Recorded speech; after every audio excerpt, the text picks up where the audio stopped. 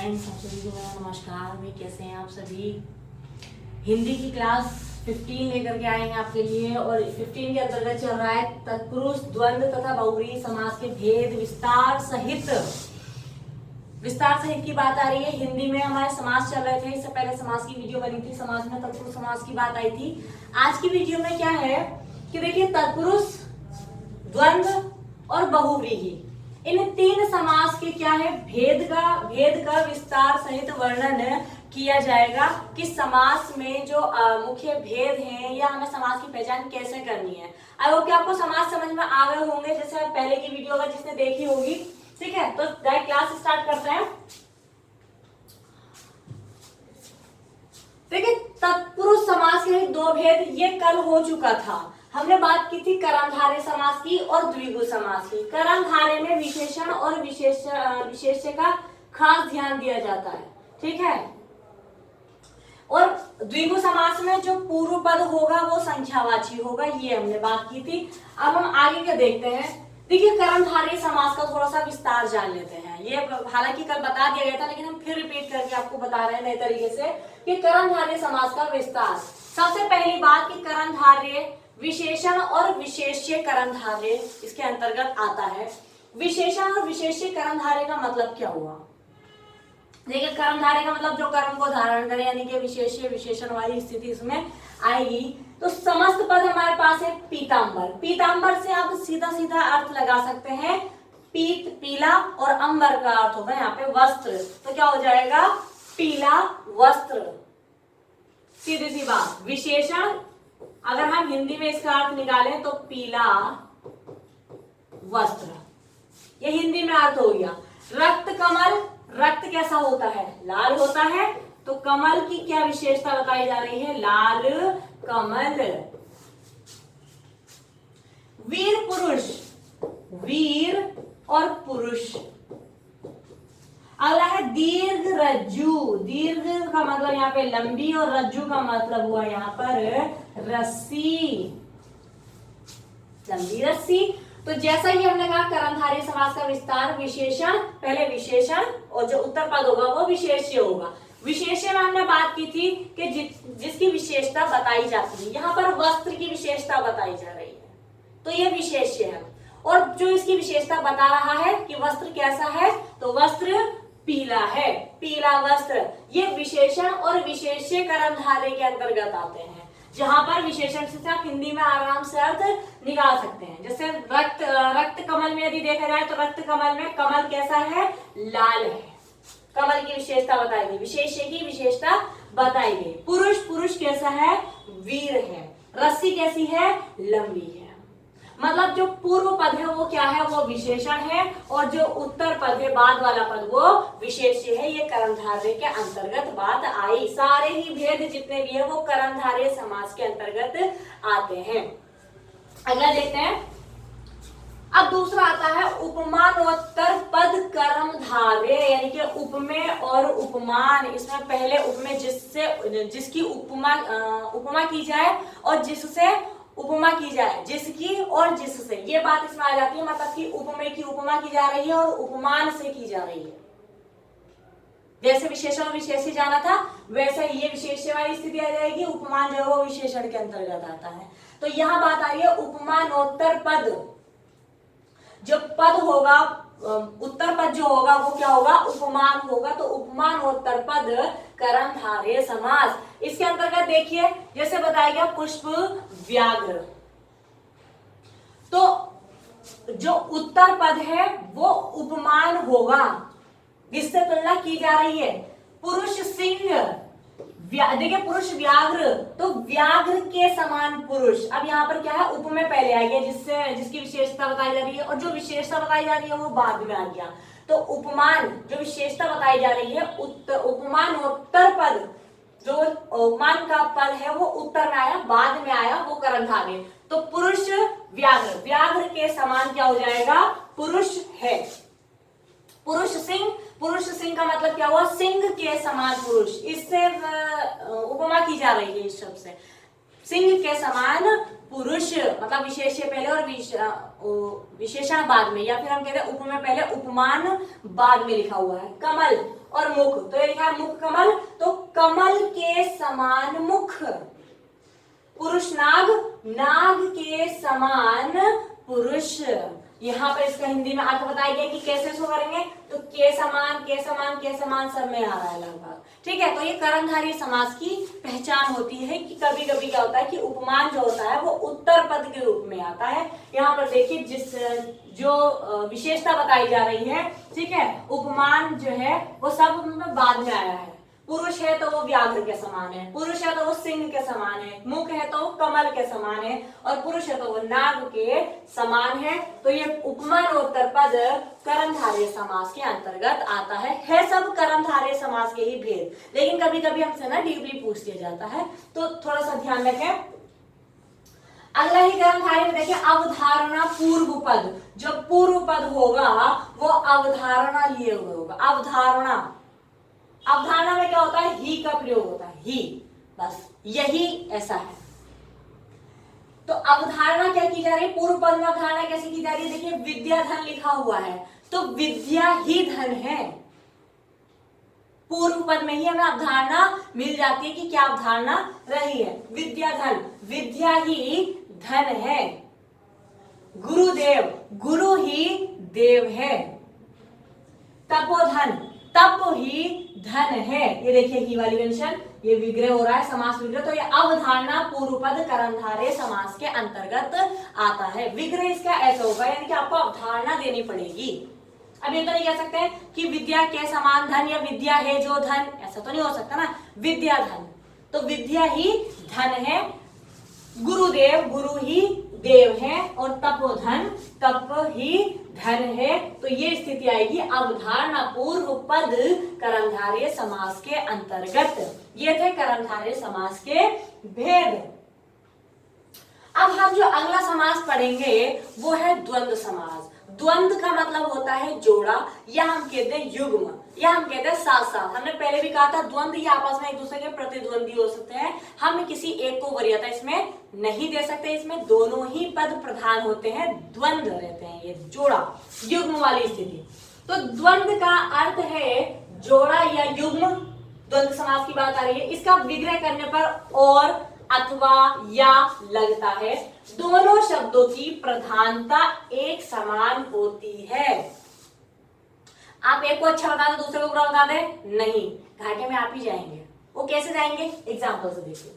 देखिए पहले इसे समझ लेते हैं कि द्वंद्व समास के कितने भेद होते हैं, 3 भेद होते हैं। द्वंद्व समास को भी भागों में डिवाइड कर दिया गया है। कभी ऐसा होता है कि हमें ये 3 ऑप्शन में मिल जाते हैं, इसकी स्थिति पता नहीं रहती। मोटे तौर पर अगर बात आ जाए तो फिर तो मोटे तौर पर आपके 6 भेद है, 6 भेद में से ही सवाल किया जाता है। लेकिन कभी कभी जैसे बड़ी परीक्षाओं की तैयारी होती है तो उसमें फिर ये इस तरह से सवाल कर लिए जाते हैं, थोड़ा सा गहराई से प्रश्न पूछ लिए जाते हैं। तो द्वंद्व समास में हमने कहा कि ये जोड़े में आते हैं। जैसा हम कहते हैं रात दिन, माँ बाप, अच्छा बुरा, लाभ हानि, ये सभी किस में जा रहे हैं, सब द्वंद्व समास में जा रहे हैं। दोनों अपने आप में महत्व रखते हैं, दोनों पद प्रधान होते हैं। अब द्वंद्व समास के भी भेद आते हैं, और द्वंद्व समास के भेद आते हैं मुख्य रूप से 3। वो 3 में बात आ रही है इतरेतर द्वंद्व, वैकल्पिक द्वंद्व और समाहार द्वंद्व। ठीक है, एक एक करके इनके बारे में पढ़ते हैं। देखिए इतरेतर द्वंद्व कहता है कि ये परस्पर एक साथ होते हैं। इतरेतर, इतर का मतलब है एक साथ होना, एक साथ होना, और इसमें क्या होते हैं, सभी पद प्रधान होते हैं। इसमें सभी पद को प्रधानता देनी पड़ती है, यानी कि दोनों ही पद प्रधान होते हैं। जैसे हम कहते हैं अन्न जल। अब ये नहीं कह सकते कि सिर्फ पानी पानी पिए बिना इंसान रह लेगा, या खाना खाना खाए ही इंसान रह लेगा, ऐसी स्थिति नहीं। इसमें दोनों को ही वरीयता दी जाएगी, अन्न को भी और जल को भी। तो ये जुड़ा किससे है, अन्न और जल। अन्न जल, भला बुरा, खूब उसे भला भी कहा और बुरा भी कहा, तो भले में भी सही था और बुरे में भी सही था, तो भला बुरा वाली स्थिति आ गई। दोनों ही पद इसमें प्रधान है, इतरेतर है, एक साथ आते हैं। जब भी हम इन्हें बोलेंगे, हम ये नहीं कहेंगे उसे भला कहा, सीधा सीधा कहते हैं बड़ा भला बुरा कहा।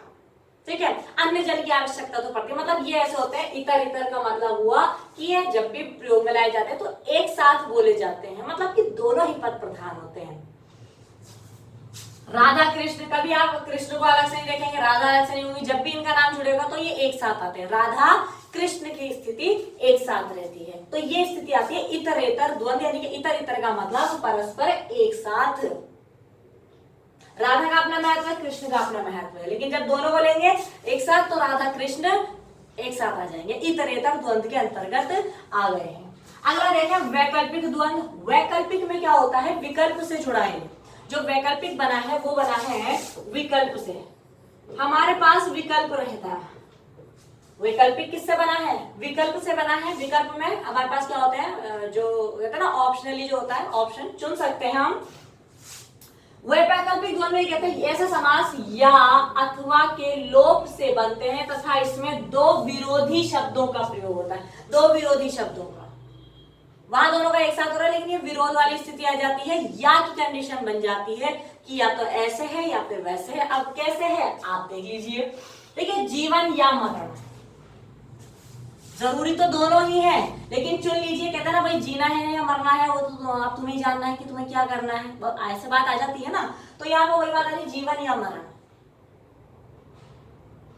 दूसरा होता है दो चार। दो चार बातें सुन ली तो क्या बुरा हो गया, या दो या चार, या तो दो सुन लो या चार सुन लो, लेकिन आधे साथ में ही है, ये भी दो चार वाली स्थिति, ठीक है। लेकिन विरोधी होते हैं एक दूसरे के। धर्माधर्म, या तो धर्म की बातें कर लो या अधर्म की बातें कर लो, या तो धर्म के रास्ते पे चलो या अधर्म के रास्ते पे चलो।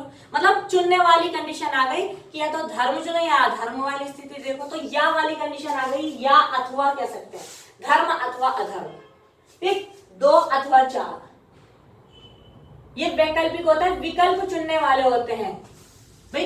इसमें दोनों का ये अधिकार है। अब इंसान को क्या करना है, वो इंसान बेहतर जाने, उसके पास विकल्प है, तो उसे खुशी खुशी जीना है या खुशी खुशी मरना, या वाली स्थिति आ जाती है, या अथवा, ठीक है। तो जीवन या मरण, दो या चार, अथवा भी आ सकता है, धर्म अधर्म।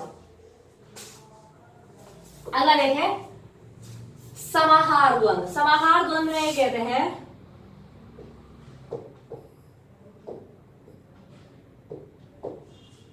समाहार द्वंद्व की बात आती है। समाहार जो बना हुआ है वो ना आपका समूह से बना है। किससे बना है, समूह से बना है। ये कोई अलग से नहीं लिखे जाते हैं। जैसे अभी हमने वैकल्पिक इतर इतर क्यों शब्द मिला हमें, क्योंकि इतर इतर का मतलब है साथ में ही आते हैं। दोनों प्रधानता तो दोनों ही पद की रहती है, सभी में रहती है, लेकिन ये साथ में जोड़े जाते हैं, इतर इतर। दूसरा पड़ा था वैकल्पिक। वैकल्पिक जो है वो विकल्प से जुड़ा होता है, वो हमारी इच्छा अनुसार है कि हमें कौन सा विकल्प चुनना है, हमें अच्छा चुनना है या बुरा चुनना है, ऐसी स्थिति आ जाती है। अब यहां बात आई है समाहार। समाहार का मतलब होता है समूह में, ठीक है, समूह की बात यहाँ पर रखी जाती है। तो समाहार द्वंद्व कहलाता है समूह में, यानी कि दोनों पद प्रधान तथा बहुवचन में प्रयुक्त होते हैं। यहाँ जो समाहार अब समूह में आ रहे हैं तो जाहिर सी बात है वो तो बहुवचन ही बनेंगे ना, बहुवचन में प्रयुक्त होते हैं। इसके अलावा दो पदों के अर्थ के अतिरिक्त, जो दो पद है उसके अतिरिक्त क्या है, कुछ और भी अर्थ इसमें निकलता है, मतलब बहुवचन में ही इसका अर्थ निकलता है। इसके विग्रह करने के अंत में आदि शब्द का प्रयोग होता है। जब हमें बहुवचन बनाना है तो जाहिर सी बात है आदि का प्रयोग भी इसमें हो जाता है। एग्जाम्पल से समझते हैं। सेठ साहूकार, अब सेठ भी है और साहूकार भी है, लेकिन अगर हम तीसरा अर्थ इसमें देखें तो सभी तरह के धनी लोग जब होंगे तो वहां पर कैसे समास का प्रयोग किया जाएगा, भाई सेठ साहूकार। वहां तो सभी कैसे हैं, सेठ साहूकार, मतलब कि सभी तरह के धनी लोग, सभी धनी लोगों के बारे में हमने प्रयोग कर दिया सेठ साहूकार। अब दूसरा देखें बाल बच्चे। एक तो ये बहुवचन में चला गया, बाल बच्चे सब ठीक है। बाल बच्चे ठीक होने का मतलब पूरा परिवार आ गया, इसमें पूरा परिवार आ गया। बाल बच्चे मतलब कि तीसरा अर्थ यदि हम देखें तो पूरा परिवार इसमें, कि बाल बच्चे ठीक है मतलब कि पूरे परिवार की बात आ गई, ठीक। लेन देन तो चलता रहता है। अब लेन देन तो चलता रहता है, ठीक है, लेन भी है और देन भी है, मतलब कि लेना देना दोनों ही पद प्रधान। मतलब यहाँ समूह में बात आई है। समूह में कैसे आई है, पूरे व्यापार को लेकर बात की जा रही है, पूरे व्यापार की इसमें बात आ रही है, तो समूह में बात आई है, ठीक है। लेन देन चलता रहता है। अब लेन देन यानी कि दो व्यक्तियों की बात है, हो सकता है वो कई लोगों में भी हो सकता है लेन देन। तो यहाँ पर क्या है, समाहार जो है वो समूह में आता है, बहुवचन में प्रयोग में लाया जाता है। यदि हम कहते हैं लेन देन आदि का प्रयोग भी इसमें किया जाता है। ये स्थिति रही। तो जो द्वंद्व समास है वो 3 प्रकार का होता है। 3 प्रकार में देखें, इतरेतर द्वंद्व एक साथ आएंगे, दोनों का महत्व होगा। वैकल्पिक में विकल्प चुनने को मिल जाता है, अच्छा या बुरा, ठीक है, ये वाली स्थिति आ जाती है। और उसके बाद में समाहार ये समूह में आता है, बहुवचन में ज्यादातर प्रयोग में किया जाता है। और तीसरा अर्थ भी ये देता है, सेठ साहूकार में सभी तरह के धनी लोग आ गए, बाल बच्चे में पूरा परिवार आ गया, लेन देन में पूरा व्यापार आ गया। इस तरह से ये किया जाता है। अब देखें थोड़ा सा द्वंद्व समास में और बातें जो ध्यान देनी है वो ये है, द्वंद्व समास में प्रायः स्त्रीलिंग पद पूर्व पद होता है। अगर कोई नियम भी नहीं ध्यान देना तो देखिए इसमें ये बात कही जा रही है कि द्वंद्व समास में प्रायः क्या होता है, सब क्या होता है ज्यादातर, कि स्त्रीलिंग जो पद है वो पूर्व पद होता है। अगर स्त्रीलिंग पुल्लिंग दोनों की ही बात चल रही है, दोनों ही समान है, दोनों ही पद महत्व है, तो पहले स्त्रीलिंग वाला पहले आएगा। वो कैसे आएगा एग्जाम्पल में, गौरी शंकर, राधा कृष्ण, राधा पहले आई, गौरी शंकर में गौरी पार्वती जी पहले आई, गोपी कृष्ण गोपियां पहले आई, सीताराम में सीता जी पहले आई। स्त्री पुरुष में जब बात की जाती है स्त्री पुरुष में, तो स्त्री और पुरुष द्वंद्व समास वाली स्थिति, लेकिन इसमें स्त्रीलिंग में स्त्री पहले आया। नाक कान, अब कान नाक बहुत कमी से बोला जाता है, लेकिन नाक कान ज्यादा बोला जाता है ना। तो देखिए नाक कान, नाक पहले आई, कान बाद में आया। गाय बैल, गाय बैल चलती रहती हैं, ऐसा कुछ नहीं है, तो यहाँ पे गाय पहले आए। माता पिता में हमेशा माता, नारी का स्थान जो है वो सर्वोपरि है। वैसे हमारा जो देश है वो पुरुष प्रधान है, ठीक है। तो माता पिता में क्या होता है, हमेशा माता मतलब स्त्रीलिंग पहले आया। माँ बाप भी कभी रहते हैं, बाप माँ नहीं कहेंगे, और ये यहाँ पे नहीं आएगा कुछ भी, ठीक है। माँ बाप मतलब कि बाप माँ कभी नहीं कहा जाता, ज्यादातर क्या कहा जाता है, माँ बाप ही कहा जाता है। तो जब भी द्वंद्व की बात आएगी, दोनों का महत्व बताया जाएगा, तो इसमें क्या होता है, स्त्रीलिंग जो पद होता है वो पूर्व पद बन जाता है। आप इन सभी एग्जाम्पल्स में देख सकते हैं। अब दूसरी बात क्या है कि छोटे अक्षरों, जो छोटे अक्षर होते हैं ना, छोटे पद होते हैं, उन्हें भी पहले स्थान मिलता है। पहले छोटों को स्थान मिले, फिर बड़ों को बाद में मिले, ऐसी स्थिति भी आ जाती है कहीं।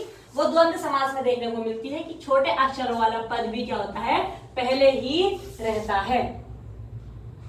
जैसे धन दौलत,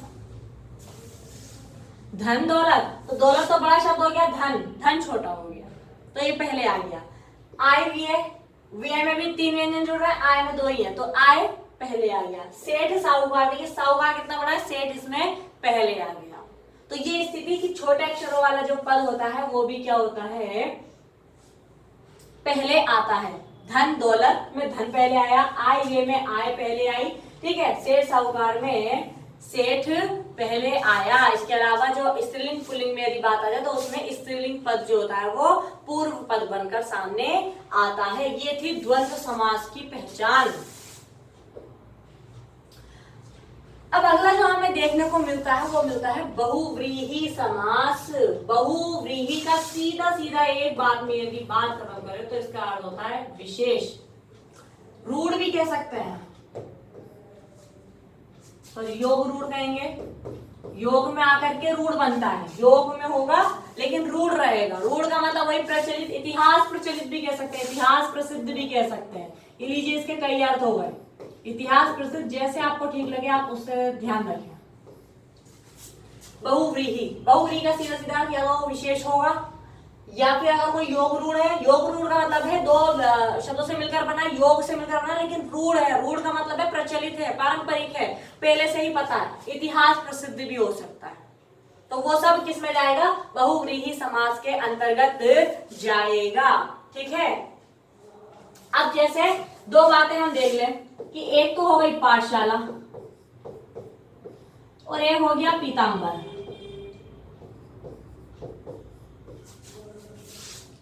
यहाँ पर हमने योग रूढ़ की बात की, हालांकि ये देखिए पाठ और शाला, पाठ पढ़ने के लिए शाला, और ये पीत अंबर दोनों ही यौगिक है, लेकिन इसमें से योग रूढ़ वाली कंडीशन जाएगी ये, क्योंकि पीताम्बर का मतलब होता है पीले वस्त्र धारण करने वाला, और पीले वस्त्र धारण कौन करता है, श्री कृष्ण। और श्री कृष्ण जो है वो क्या है, विशेष है, इतिहास प्रसिद्ध है, प्रचलित है, रूढ़ है, तो ये योग रूढ़ वाली कंडीशन आ जाएगी। समझ रहे हैं? ये यौगिक में जाएगा, मगर ये जो है ये योग रूढ़ में जाएगा कि योग होने पर भी क्या है, रूढ़ है, अपना अर्थ अलग ही दे रहा है, ऐसी स्थिति आ जाती है। तो बहुव्रीहि के इतने सारे अर्थ, विशेष है, योग रूढ़, इतिहास प्रसिद्ध जो होगा उसमें कौन सा समास करेंगे, बहुव्रीहि समास हम करेंगे।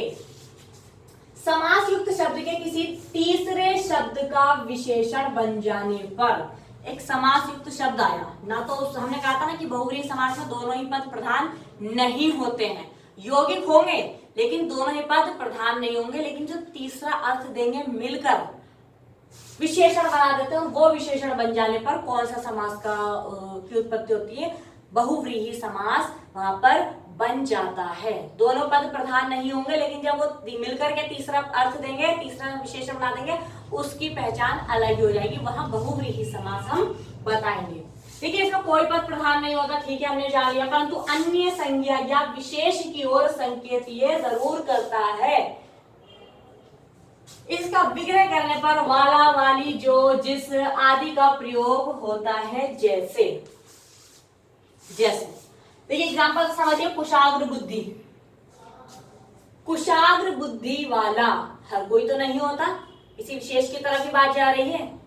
ये सारे कुशाग्र बुद्धि वाले होते हैं? नहीं, विशेष में बात जा रही है, जो अलग हो जाए, सबसे अलग हो जाए, तो कुशाग्र बुद्धि वाला, कुशाग्र बुद्धि वाला, वाला, वाली, जो, जिस, ये सब आ सकते हैं। मिठ बोला, मीठे हैं बोल जिसके, अब सबके बोल तो मीठे नहीं होते, बहुत कड़वाहट भरी होती है, बहुत, ठीक है, तो मिठ बोला मतलब कि मीठे हैं बोल जिसके, या कह सकते हैं मीठा बोलने वाला, जैसे भी आप ठीक समझे, वाला से जोड़िए या फिर जो या जिसके से जोड़िए, तो मिठ बोला, ये भी हर कोई नहीं होता। पीतांबर तो लगभग सभी जानते हैं, ये आसानी से ले लिया गया, पीत है वस्त्र जिसका, पीत है अंबर, पीत पीला, और अंबर का मतलब यहाँ पे हो जाएगा वस्त्र, पीला है वस्त्र जिसका, किसका, श्री कृष्ण जी का। यहाँ देखिए बात आ गई फिर वही, ठीक है, श्री कृष्ण जी कैसा वस्त्र धारण करते हैं, पीला वस्त्र, तो पीतांबर एक विशेष की तरफ जा रहा है। पीत इतना फेमस नहीं है, वस्त्र इतना प्रधान नहीं है, दोनों पद में से कोई प्रधान नहीं, लेकिन जो तीसरा अर्थ निकल रहा है मिलकर के पीतांबर, तो पीला वस्त्र धारण करने वाला, या पीला है वस्त्र जिसका, किसका है, श्री कृष्ण जी का, ये होता है बहुव्रीहि समास। ये देखिए बहुव्रीहि समास के मुख्य रूप से 3 भेद होते हैं, इसके भी 3 भेद होते हैं। अगर हम इसके विग्रह करने पर आ जाए तो देखिए पहला होता है समानाधिकरण बहुव्रीहि समास, समानाधिकरण, क्योंकि आप भेद जान लेंगे ना इस तरह से तो विग्रह करने में आसानी रहेगी, ठीक है। समानाधिकरण में व्याधिकरण बहुव्रीहि समास, और तीसरा है सहार्थक। समानाधिकरण में ये कहता है कि जो समान रहे, समान पद रहते हैं इसमें, मतलब दोनों पदों की जो विभक्ति रहती है वो समान होती है, और इसमें है जिसमें वाली बात आ जाती है। अगर छोटे तरीके से समझे तो है जिसमें आ जाए, विग्रह हम करते हैं और विग्रह करते समय है जिसमें आ जाए। लब्ध प्रतिष्ठित,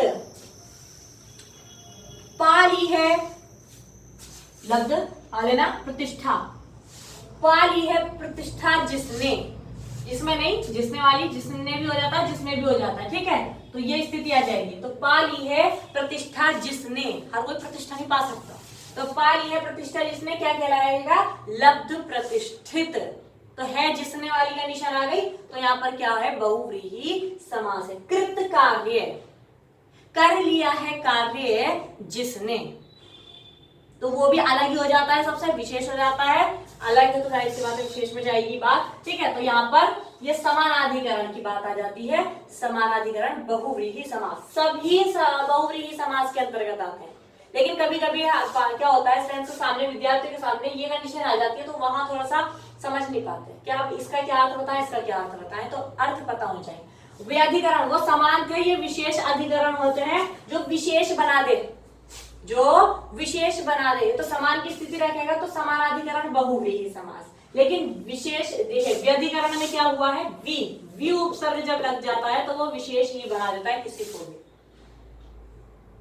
अब वो मालदार में बात चली जाए या कंजूस में बात चली जाए या जैसी भी स्थिति हो, गरीब में बात चली जाए, अमीर में बात चली जाए, वो विशेष बना देगा। तो व्यधिकरण बहुव्रीहि समास, इसमें जो, जिसका, जिसकी आदि ऐसे शब्द इसमें ज्यादा आपको देखने को मिलेंगे।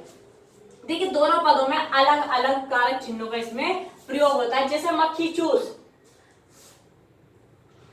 मक्खी भी चूस लेता है जो, मतलब मतलब ऐसी स्थिति आ गई कि मक्खी को भी चूस लेता है जो। इतना बड़ा कंजूस है, महाकंजूस है। ये वाली स्थिति वाले कंजूस की तरफ संकेत करा, बना दिया ना उसको विशेष। वरना ऐसा तो हर कोई नहीं करेगा ना, बड़ा अजीब लगेगा करने में, लेकिन कुछ ऐसे होते हैं, कुछ वो इस काम में विशेष बन गए। ठीक है, तो मक्खी को भी चूस लेता है जो, कौन? कंजूस, और महाकंजूस बोलेंगे इसको। ऐसी स्थिति आएगी।